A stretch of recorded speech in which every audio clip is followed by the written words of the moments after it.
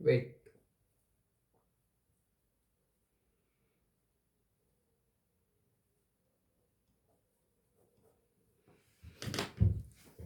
नमस्ते दोस्तों, स्वागत है आप सभी का फिर से हमारे YouTube चैनल पे। और फिर से आ चुके हैं हम किसी खास टॉपिक के साथ आप सबके साथ में। अभी 2 दिन से मैं एक टॉपिक के ऊपर ही पढ़े जा रहा था और मेरा दिमाग इतना ख़राब हो गया था। लिटरली क्या बताऊँ मैं तुम लोगों को।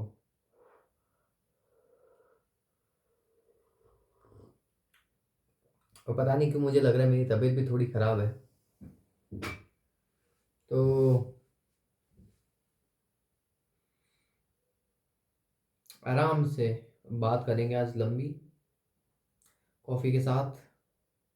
कॉफ़ी ज़रूरी है, अच्छी बनाई मैंने, डेलगोना कॉफ़ी। और थोड़ा सा मैं रिलैक्स हो जाऊँ, अभी अभी बना के लाया हूँ। एक सिप लेता हूँ, उसके बाद स्टार्ट करते हैं आज का टॉपिक, जो कि बेस्ड होगा धुरंधर मूवी पे।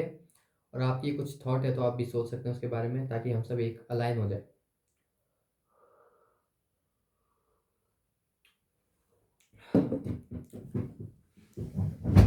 गला खराब है पाजी, मेरा गला खराब है पाजी।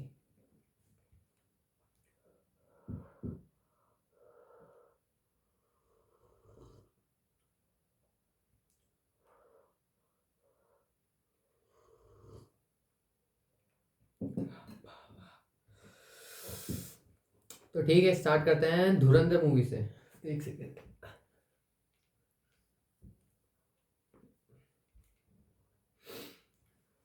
तो करीब 3 दिन पहले धुरंधर मूवी देख के आया मैं। और उस मूवी की थीम आपको पता ही होगी, एक स्पाई के ऊपर बेस्ड है।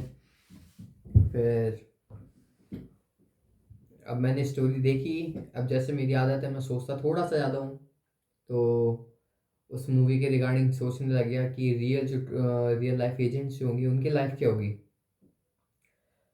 तो पहले धुरंधर मूवी के बारे में टॉपिक स्टार्ट करते हैं अपन, कि धुरंधर मूवी से मैंने क्या देखा क्या सीखा। तो इंडिया जो है एक स्पाई को ट्रेन करता है, फिर उस स्पाई को वो क्रॉस बॉर्डर भेजते हैं।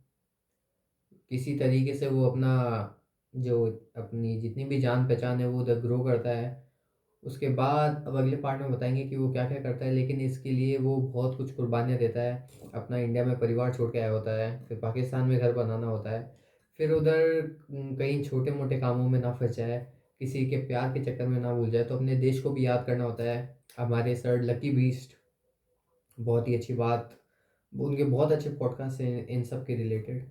वो बात करते हैं स्पाइस के ऊपर कि इंडिया के लोग कैसे बहुत कितनी कुर्बानियाँ देते हैं। और इसी कुर्बानी के साथ मेरे को याद आता है यार, कैसे हम शो ऑफ करते हैं कि हमारे पास छोटे छोटे आइटम है, हमारे पास ये वो है। अब जस्ट इमेजिन करो कि एक स्पाई है, अगर वो आपको देखेगा, है तो वो भी इंसान, कभी उसका मन नहीं करता यार मैं भी ऐसी लाइफ जीऊँ एकदम रिलैक्स। हालांकि अपन फेक लाइफ दिखा रहे हैं, उसके बाद भी यार उसके मन में कभी तो आता होगा, उसको क्या पता कि हम क्या शो कर रहे हैं। कि कभी मैं भी एक आराम से अपनी लाइफ जी सकता हूँ, आराम से चाय कॉफ़ी पी के बैठ के बातें ठोक सकता हूँ। क्यों मैं अपनी जान को हर कदम पे लगाऊं। कभी भी उनको 24 घंटे खतरा है, कभी भी हो जाए, और एक बार वो पकड़े जाए बस, उनसे सच उगलवाने के लिए क्या क्या करते, भले उनको कुछ ना पता हो, लेकिन उसके बाद भी वो उनके साथ साथ ऐसे जुल्म करता है।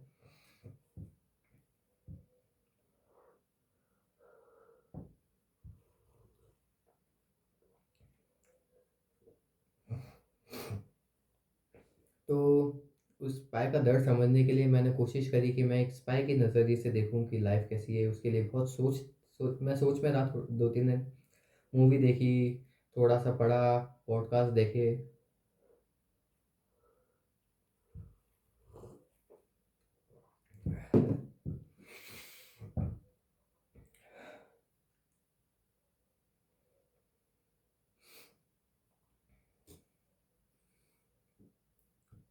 तो कहाँ से स्टार्ट करूँ मैं। ठीक है, धुरंधर मूवी तो आपने देख ली होगी, आप सब जानते ही हैं। अब स्टार्ट करते हैं स्पाई से रिलेटेड। तो मैंने सोचा यार स्पाई, इंडिया के पहले इंडिया से स्टार्ट करते हैं, ठीक है। इंडिया में ग्रेटेस्ट स्पाई किसी को माना जाता है तो वह रविंद्र कौशिक। क्या करा उन्होंने, राजस्थान से थे, राजस्थान में एक आर्मी ऑफिसर के बेटे थे, एक्टिंग करते थे, एक्टिंग का शौक शौक था उनको, देशभक्ति के वो करते थे एक्ट। एक बार ऐसे एक देशभक्ति का एक्ट कर रहे थे चाइना बॉर्डर, चाइना से लड़ते हुए, चाइनीज सोल्जर से। तो उनको उस टाइम पे एक रॉ का कोई एजेंट उनको देख रहा होता है, ऑब्जर्व कर रहा होता है। उनको बोलते हैं हैंडलर्स। अपने लगा कि ठीक है ये इंसान अच्छा है, तो उन्होंने पूछा देश के लिए काम आओगे, तो फिर आगे प्रोसेस चला, वो कैसे पाकिस्तान में गए, वहाँ जाके उन्होंने लॉ पढ़ा। लॉ पढ़ने के बाद में उन्होंने पाकिस्तान आर्मी में एंट्रेंस करी। उसके बाद एंट्रेंस करने के बाद में वो पाकिस्तान आर्मी के मेजर बने, और मेजर बनने के बाद में उन्होंने खुद का एक घर बनाया, एक लड़की से शादी करी पाकिस्तान में, फिर उनका बच्चा हुआ एक। और बच्चा होने के साथ साथ ये लाइफ उनकी जा ही दी थी, इंडिया के लिए वो काम कर ही रहे थे कि एक और स्पाई पकड़ा जाता है भारत का। और वो स्पाई टॉर्चर के तरीके के थ्रू बता देता है कि इंडिया में आप वो इंडिया का एक स्पाई पाकिस्तान में काम कर रहा है जो कि इस पोस्ट पे है। जब रविंद्र कौशिक पकड़ा जाता है उसके बाद छूटने का तो कोई सवाल ही नहीं।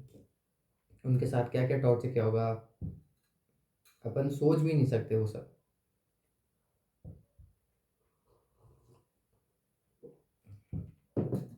लेकिन बात यह है कि कोई इंसान किस लेवल पे कुर्बानी दे रहा होगा, आप अपन सोच सकते हैं। अभी अपन आराम से मजे की लाइफ जी रहे हैं, लेकिन कोई इंसान दूसरी कंट्री में रह के, खतरे में रह के, पूरे टाइम इनपुट्स निकाल रहा है। ऐसा नहीं खुद के इनपुट्स नहीं दे रहा, वो आपके कमरे में जाएगा, आपसे दोस्ती करेगा, आपके कमरे की अलमारियाँ खोलेगा, उसमें से पेपर निकालेगा, उनकी फ़ोटोज़ खींचेगा, उनको फ़ोटोज़ को सेंड करेगा।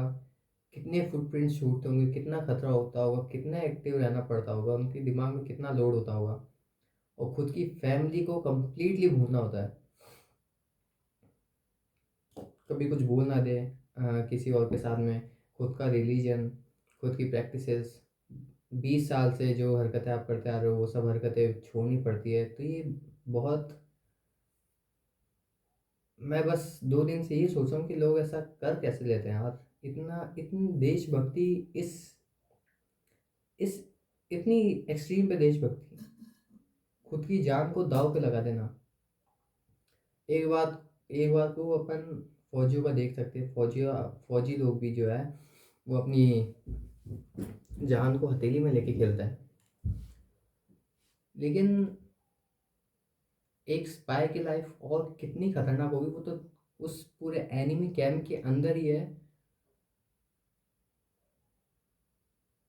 कुछ पता ही नहीं आ सकता भाई।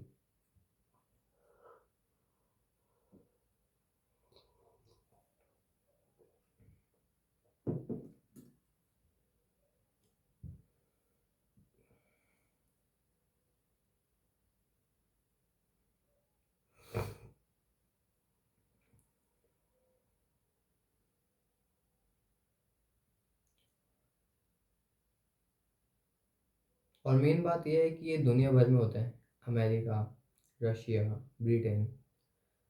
बोला जाता है कि प्रोस्टिट्यूशन के बाद जो सबसे पुराना धंधा है वो है इंफॉर्मेशन का एक्सचेंज के, दूसरों से इंफॉर्मेशन चुराना। ये सब बहुत पुराने पुराने टाइम से चला है, शायद हमने को पता नहीं होगा क्या क्या प्रोसेसेस होते हैं इन सब के, ये सब काम कैसा होता है। कोई कोई फेलियर होता है जो अपने को पकड़ में आ जाता है, फिर अपने को पता चलता है इसके साथ ये सलूक होगा। बहुत सारे मिशन होंगे जो अभी तक अपने को पता ही नहीं सक्सेसफुल चल रहे होंगे, उनके कुछ प्रोसेस होते होंगे बचने के, ये सब करने के, होपफुली।